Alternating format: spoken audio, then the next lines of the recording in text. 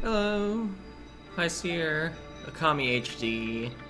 Just created some new save data and fiddled with some options. I guess I'm not sure how HD it's gonna be considering I set the graphics to medium. Just arbitrarily, because I'm not confident in my computer. But anyway, let's start a new game. My experience with this series is that I've beaten Okami Den, and I thought it was pretty alright. And I've watched sort of like, I want to say 1.8 playthroughs of Okami. Missed some bits of one. The two people playing in question did finish.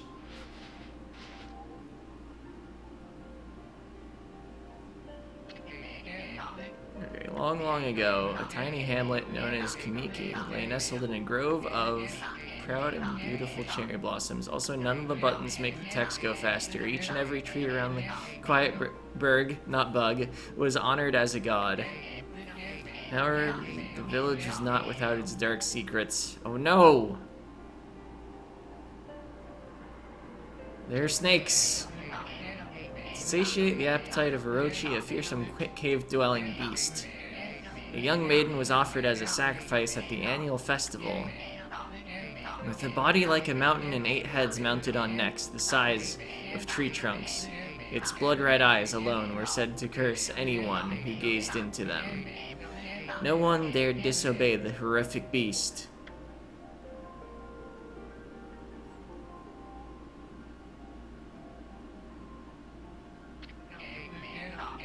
When the night of the sacrifice drew near, a mysterious white wolf appeared outside the village.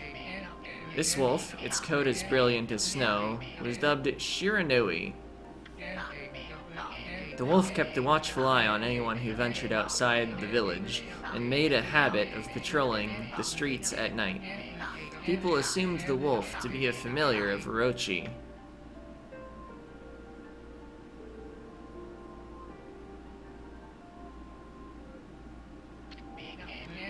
One villager took it upon himself to face the fearsome Shiranui. The warrior Nagi attempted many times to challenge the wolf, but his attempts were thwarted by Shiranui's swift movements.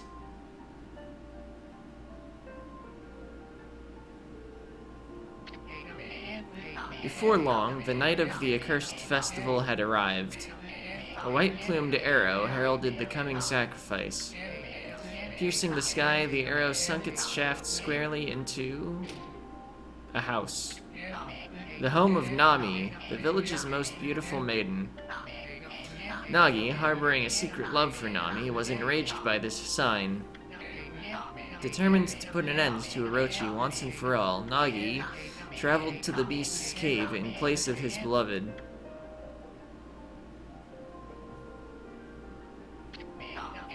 The Moon Cave, a place as dark as evil itself, served as Orochi's home. As Nagi stood bravely before the entrance, a beast appeared, eyes glowing crimson upon 8 thrashing necks.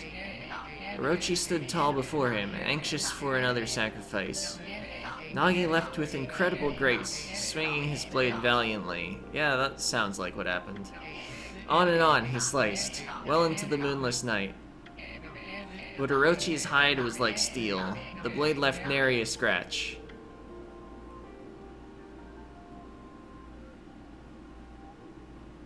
There's a bell.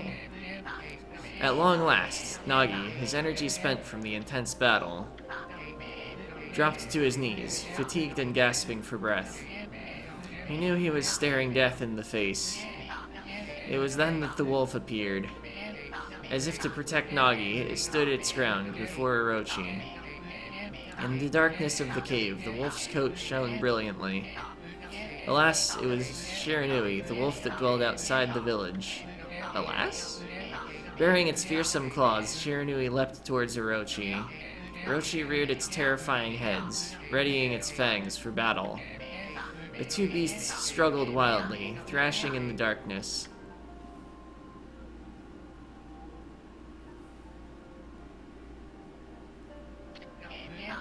Mysterious and terrifying, the spectacle continued. Shiranui summoned gusts of divine wind to counter Orochi's flames. Whoa, spoilers.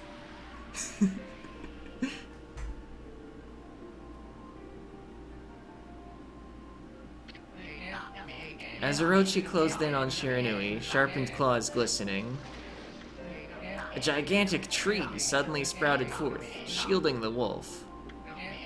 Shiranui fought gallantly to gain the upper hand. However, Orochi, protected by a mystical power, was not easily bested.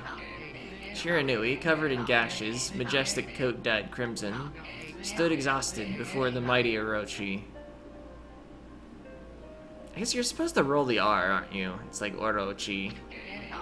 Anyway, that snake dude saw a chance to strike what would be the final blow. But Shiranui refused to give in. With its last ounce of strength, the majestic wolf gazed heavenward and unleashed a mighty howl.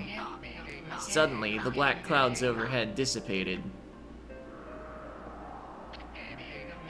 The light from above glinted off Nagi's sword as a beacon of hope.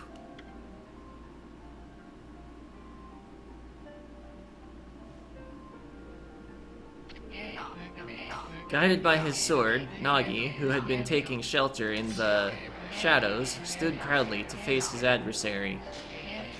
Channeling all his strength into his scarred and battered arms, he leapt ferociously towards Orochi, his sword poised high. The golden sword danced in his hands like a puppet on a string. What? One by one, Orochi's fearsome heads separated from their owner. Holding a sword like a puppet sounds a bit weird. Anyway, Orochi's broken body collapsed in a lake of its own blood. In that instant, the curse that plagued the villagers was lifted. As the battle subsided, the sun shone once again in the sky. Shiranui had succumbed to Orochi's poison and struggled to breathe. Nagi scooped the beast into his arms and returned to Kamiki. I almost said Kamui. That's a guy in Cardfight Vanguard. When they reached the village, Shiranui was no longer moving. Village elder gently stroked the wolf's head.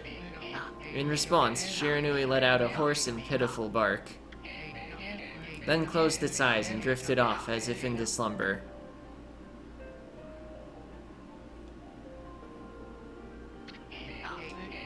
Peace had at last returned to Kamiki village. In honor of Shiranui's heroic exploits, the villagers erected a shrine and placed a statue of the wolf within it. Nagi's sword was christened Tsukuyomi and placed inside the moon cave. The villagers all looked forward to an age of endless peace.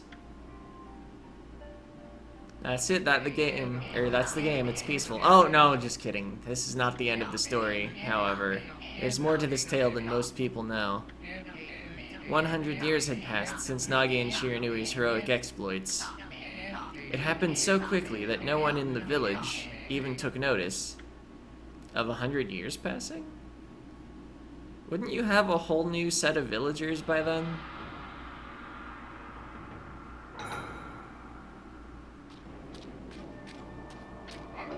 Oh, the sword was taken so quickly no one noticed, perhaps. Is this the legendary sword?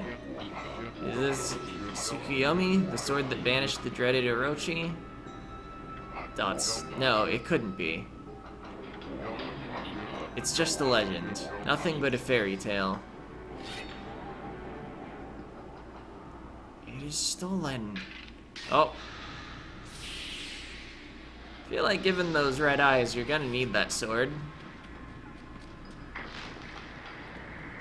But he just left it.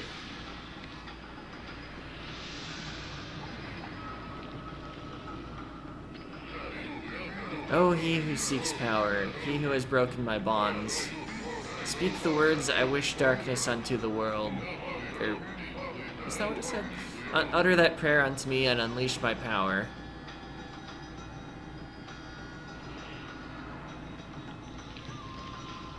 Thou art a fool.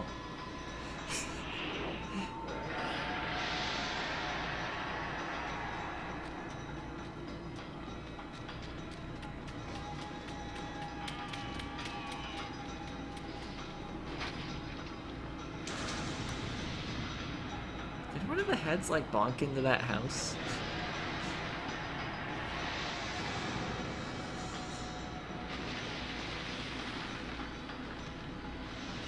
The trees.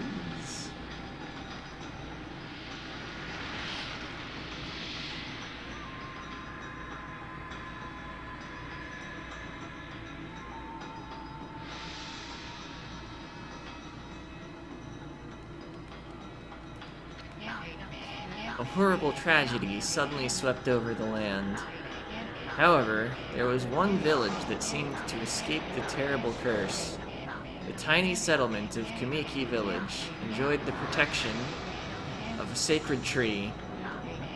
It is here that the real story begins. Unlike that fake story we've been viewing for the past 11 minutes.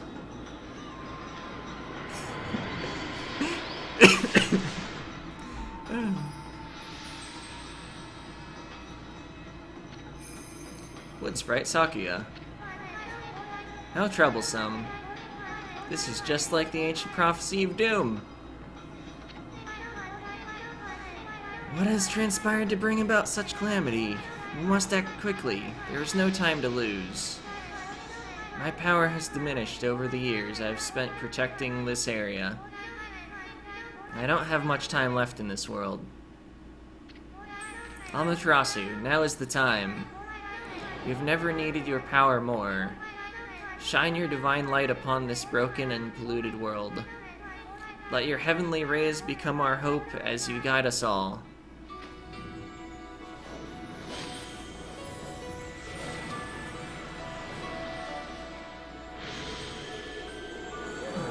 This reminds me a bit of ActRaiser. Okami Amaterasu. Ah, such divine white light, such beauty and grace. The only one capable of such a wondrous spectacle is none other than our mother and the origin of all that is, Amaterasu.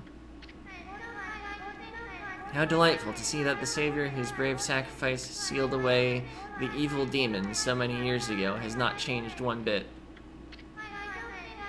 Seeing you emerge after so many years spent as a statue brings happiness to my heart. Sniff. Dots. Amaterasu. Gaze above you and take in the condition of the sky. Since your untimely departure from our midst, the world has succumbed to devious and vicious beasts. They have ravaged our fine and bountiful country of Nippon. Or Nippon? Japan. But never has the circumstances been worse than they are at this very moment. Please use your powers to banish the darkness and punish those who would do us harm. Oh, right, Isun. What is this? Has something stolen its way into my robe? Some sort of laughter? Oh, because she's being tickled.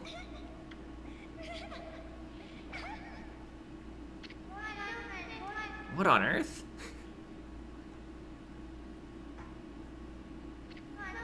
You again?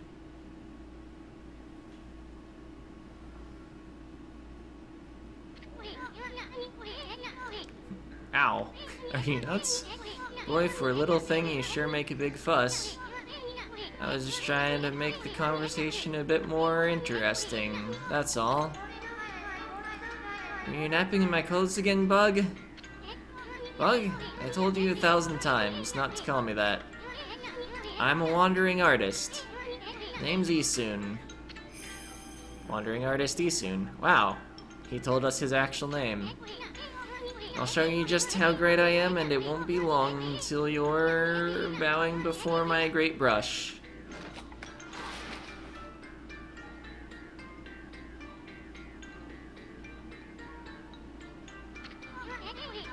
Well, what do you think? Even cuter than the real thing, no? I don't judge art. What's with you, Furball? You look kinda down in the dumps. Actually, you look kinda familiar.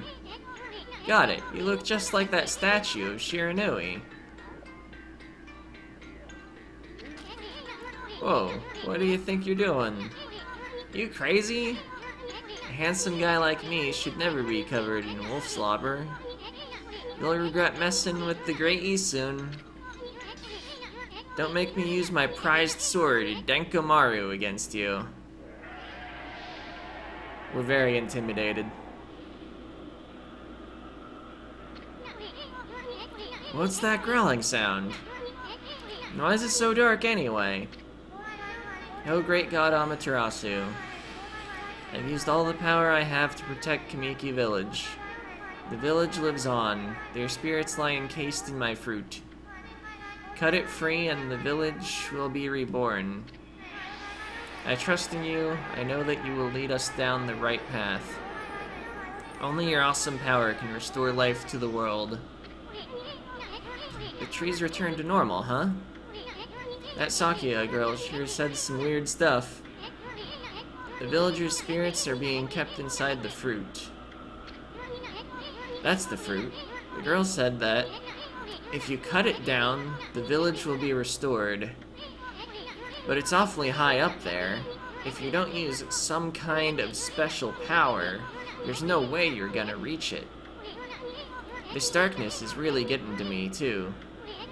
A lot can happen while you're taking a nap. Alright, we've gained control. I think I'm actually gonna split the part here, double check that my audio sounds fine, and also get to start a new part with gameplay and get some water. So, yeah, splitting the part. See ya.